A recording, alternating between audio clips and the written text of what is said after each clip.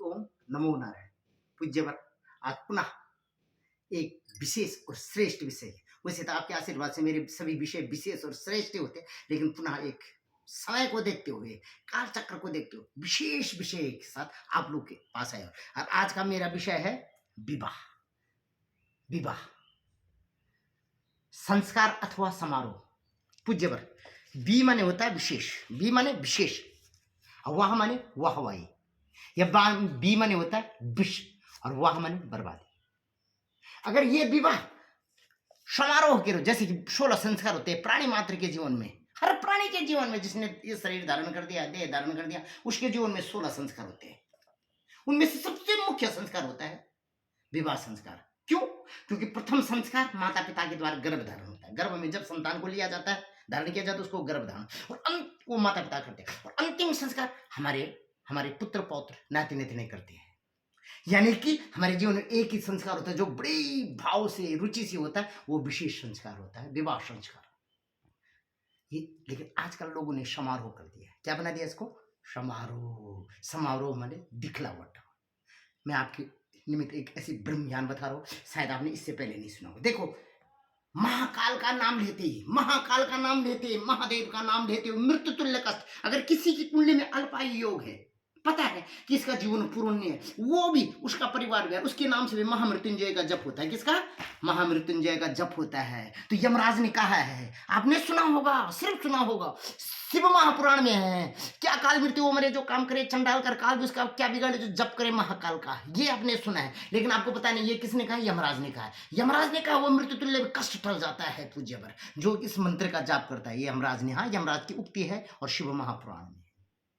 पूज्यवर तो ये कष्ट भी टल जाता है। लेकिन ये पंडित जी जो आपके कान में आज बात खिसका रहे हैं कि अगर ऐसी बात थी तो जिस समय शिव की पत्नी राजा दक्ष की बेटी सती यज्ञ कुंड में कूदी, कनखल में अपने मायके में, क्यों नहीं समय महादेव का नाम लेते हुए कूदी? वो महादेव ने क्यों नहीं बचाया उसको? जिसका नाम ही लेने से इंसान मृत्यु तुल्य कष्ट से टल जाता है। उसकी पत्नी ने महादेव पुकारा, लेकिन उस महादेव ने भी अपनी पत्नी को नहीं बचाया। क्यों नहीं बचाया? जवाब आपके पास नहीं। दूसरा, श्री कृष्ण भगवान विधाता होकर के भी राधा से प्यार करता था, लेकिन वो राधा से प्यार करने के बाद भी राधा के साथ शादी नहीं कर पाया। क्यों?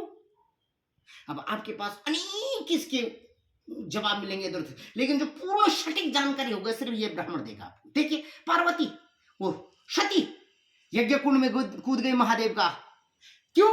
जवाब दे दिया जाए अगर आप चाहते हो तो। ये पंडित जी दे रहे हैं कि महादेव ने बोला कि अगर मैं इस सती को बचा देता हूं तो कल से सारे संसार की लड़कियां इसी तरीके से अपने माता पिता का बच्चों का मान भंग करके किसी के साथ लव मैरिज कर देगी।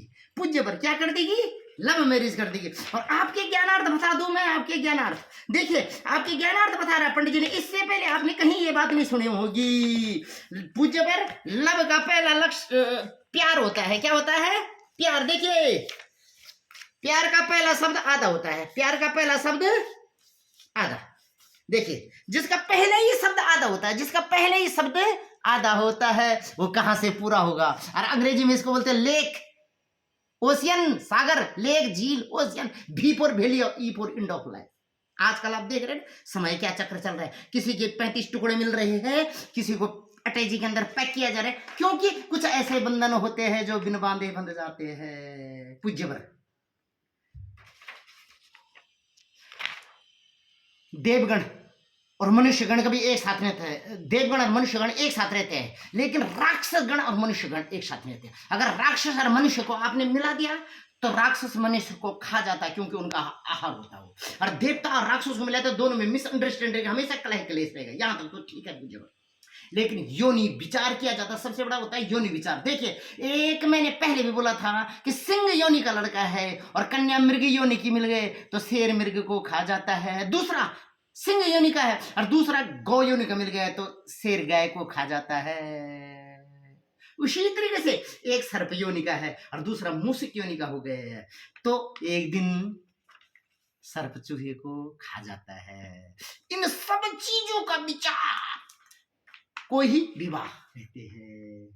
और जो बिन बांधे बंधे जाते हैं वो जीवन भर पछताते हैं। आजकल आप देख रहे हैं, पहले ऐसी कोई भी बात नहीं करते थे कि माता पिता ने जो कह दिया वो फाइनल होता है, लेकिन आजकल के बच्चे बोल रहे हैं कि माता पिता जी आपने हमारे को कुछ समझाया नहीं है, और उसने मेरे को बहुत समझाया इसलिए मैं उसी के साथ रहूंगी, और फिर विशेष मतलब विशेष बर्बादी हो जाती है। इसलिए पूज्यवर आपके लिए एक बार पुनः से बोल रहा हूं कि अपने बच्चों को कार उपहार न दे, कार भी और उपहार भी उनको भारत सरकार दे देगी बहुत ज्यादा, आप उनको संस्कार दे दे, और संस्कार में सबसे ही महत्वपूर्ण संस्कार होता है जो इंसान अपने पूरे होशो हवास में करता है, उसको विवाह संस्कार बोल देते हैं। तो अगर आपको मेरे ये ज्ञान, ब्रह्म ज्ञान, अद्भुत ब्रह्म ज्ञान अच्छा लगा तो मेरे एक चैनल है यूट्यूब में, भगत चंद्र गौड़, और मेरा संपर्क सूत्र यंत्र है। किसी ने भी मेरे से ज्योतिष से संबंधित कि पंडित जी हमारा शादी कब होगा, हमारा संतान कब होगा, कुछ भी ज्योतिष से संबंधित कोई प्रश्न करना हो तो मेरे इस नंबर पर मेरा संपर्क सूत्र है 9915109384। पुनः एक बार से 9915109384। और मैं भी अपने आराध्य भगवान बद्री विशाल से प्रार्थना करूंगा कि आप सबका दाम्पत्य जीवन अगर इन नियमों को फॉलो करते हैं तो सुखकारी, कल्याणकारी, शुभ फलदायी और मंगलमय हो। इन्हीं मंगल कामनाओं के साथ एक बार पुनः से जय श्री हरि।